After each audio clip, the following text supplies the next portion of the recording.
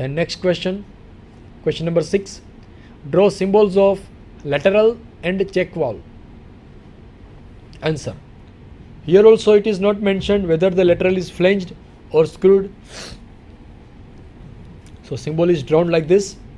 First lateral, it is drawn like this, lateral valve, and if it is a screwed, one line is to be trimmed for each end. The second is check valve, it is drawn like this, N, and two lines over here for flanged, and trim those lines to convert it from flanged to screwed. So this is the symbol for check valve. Next question. Draw symbols of safety valve and reducing flange. Answer. Here also two options would be there, flange and screwed. First, safety valve. This is the symbol of safety valve. If it is a flanged safety valve, if it is a screwed, lines will not be there. Second is reducing flange. It's drawn like this. If it is a flanged, two lines are there. If it is a screwed, then these lines would not be there. This is the symbol of screwed reducing flange. Question number 8. Draw sketch of countersink or pan rivet and pan rivet. Now what is countersunk? Countersunk is, this is the countersunk. You can see here. This kind of nut is called as countersunk. It is drawn like this. This is the symbol of countersunk, having variation in this angle, varies from 60, 82, 90, 100, 110 and 20. This is the reference which I have taken from net. You can see here. The next one is pan rivet. This is the pan rivet drawings. This is another pan rivet, and this is the symbol of pan rivet. You can draw like this or you can draw it like this. This is the symbol of pan rivet. You have to draw the pan rivet like this. You need not to remember the internal dimensions. You can write any parameter, but they should be appropriate up to certain scale. Draw the sketch of ring and wing nut. You have to draw two sketches, ring nut and wing nut. First is ring nut. It is drawn like this. This is the ring nut. Another ring nut. And this is the drawing of ring nut, shown as a ring. It's a nut which is used to fasten the bolt, and here this is one-way ring. Here we can insert or we can press or pull this nut from this ring. It is drawn like this. Specifications are this height h and this f, means width of this. With this dimension is used in industry, not this side length. In drawing we use side length of the hexagon, but in industry this length is used, which is f, because the spanner is used to capture this nut, and the spanner will pick up this nut from here. So this parameter is important for industrial drawing, and for actual drawing we will use the side length of this hexagon. Next is wing nut. This is a wing nut. You can see here, this kind of nut is called as wing nut. Easy to insert, easy to rotate. Here two handles are there. Through these handles we can rotate this wing nut. It is drawn like this. This is the drawing of wing nut. It is asked for 2 marks. So we have to draw just outline sketch of this wing nut. No need to insert all dimensions. You can insert any appropriate dimension. The next one, knuckle and acme thread. Answer. This is a knuckle thread like this. A round thread or curvature shape is there. Half round over here, half round over here. So this is a knuckle thread. This dimension is called as pitch. P means distance between two threads from here to here. And total width of this thread would be P by 2 like this. And this is the height. Generally it is equal to 1/2 P or P by 2. That is diameter of this thread. Then acme thread. Acme thread, this is the use of acme thread. and it is drawn like this. The Acme thread is combination of buttress thread and tapered thread. It is like this. This angle is 29 degree. This is called as pitch of the thread. This height is P by 2 to have enough strength of the thread, and this is another drawing of Acme thread. You can draw any one of these two. No need to remember each internal relationship which is shown over here, but yes, this angle is important for this Acme thread. You have to write this angle, that is 29 degree, and in examinations and in objective questions also many a times this question is asked which angle is to be there in Acme thread. So you have to write 29 degree angle is there in Acme thread. This is general purpose Acme thread. So till now we have solved all 10 questions. You have to attempt only 7 questions out of this 10 in examination. Now next question. Question number 2A. Asked for 7 marks. A hexagonal pyramid, base 30 mm side and axis 65 mm long, is resting on its base on horizontal plane with 2 edges parallel to VP. It is given here. It is cut by a section plane perpendicular to vertical plane, inclined at 45 degree to HP, and intersecting the axis at a point 25 mm above the base. Draw elevation, sectional plan and true shape of the section. Here data is given like this.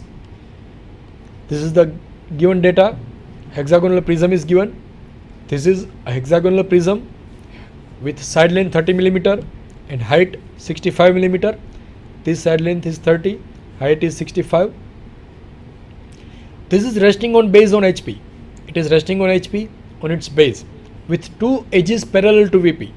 These 2 edges are parallel to VP. So its top view would appear like this. These 2 edges are parallel to XY line. So draw a hexagon like this, and its front view would appear like this. This is its front view. These edges are fully visible. These edges are invisible. So this is front view and this is top view of given hexagonal pyramid. So first we have to draw these 2 views, front view and top view, and after that we have to draw a section plane which makes an angle of 45 degree to horizontal plane and bisect or intersect the axis at a point 25 mm above the base. So 25 mm from this base we have to draw a cutting plane over here. So how to draw that? Let me draw the given object over here. So here hexagonal prism is given. So draw a hexagonal prism below XY line like this. This is a hexagonal prism. Side length is given to us, that is 30 mm. So take 30 mm as a radius, draw a circle, cut arcs on the circle over the periphery of the circle, and we can draw a hexagon of given side length. So this is the hexagon.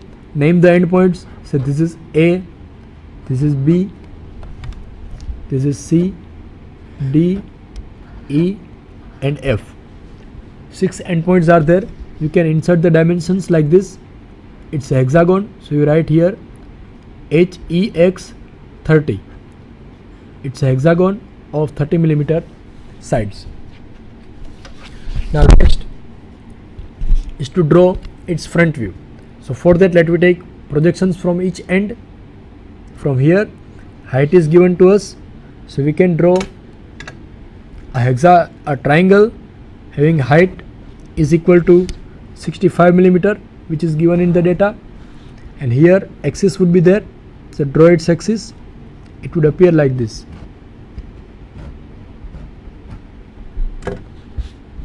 So this is the front view of given hexagonal pyramid. Height is given to us as 65 mm, which we can show it over here. This is an XY line. This height is known to us.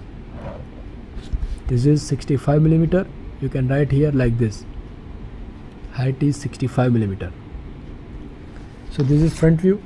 Similarly here, edges would be visible. We can draw the edges of respective endpoints of the base of the hexagon. You can write here appropriate names, A, B, C, D and so on.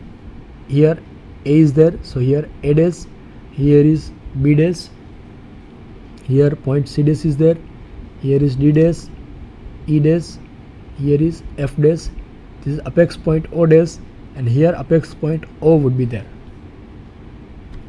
In top view also, these edges would be visible like this if it is not cut anywhere. Now here it is given that this pyramid is cut from a point at a height of 25 millimeter from the base. So from this base at a height of 25 millimeter over here, mark a point like this, because it is given a cutting plane passes through a point which is at a distance of 25 millimeter from the base. So at a distance of 25 millimeter from the base, mark a point like this, and from this point draw a cutting plane line like this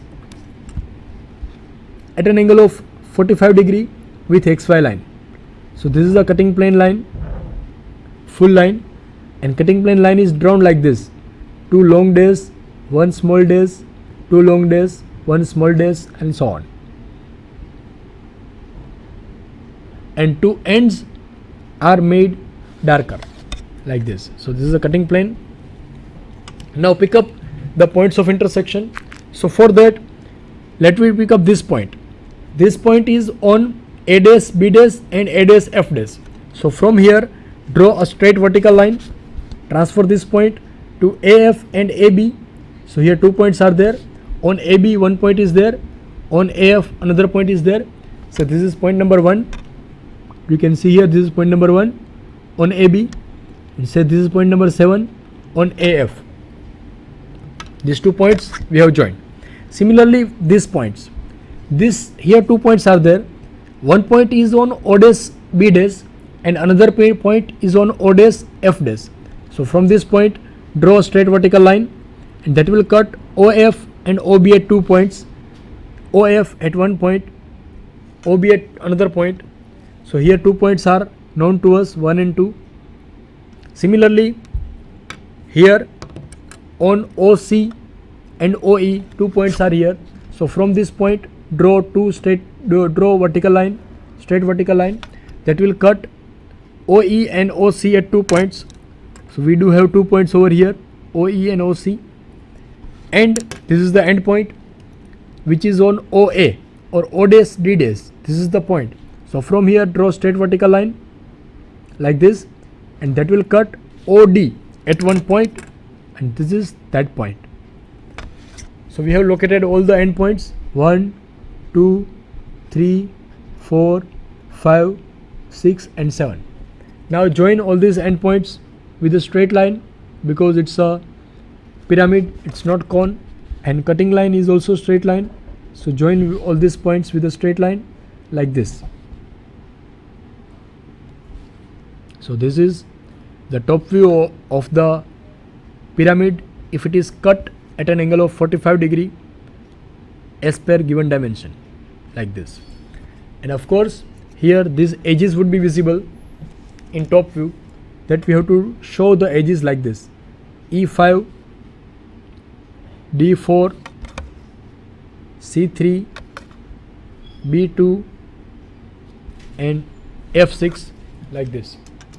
After drawing this top view, in front view also we have to make this portion light darker like this, these edges, because those edges would be visible like this. So this portion remains with us if we cut this object like this. If you cut this prism, this pyramid at an angle of 45 degree, it will appear like this in front view, and in top view it will appear like this. As it's a section plane, draw here section lines at an angle of 45 degree, and equidistance lines. So distance between each section lines should be equal, that is 1 millimeter or 2 millimeter as per the overall size of the drawing. You can write here, it's a sectional top view, it's a front view, this dimension is 65 millimeter, and this is an XY line. And here also we have to draw true shape, and that we will draw in the next coming lecture. How to draw true shape of this section by taking the projection lines.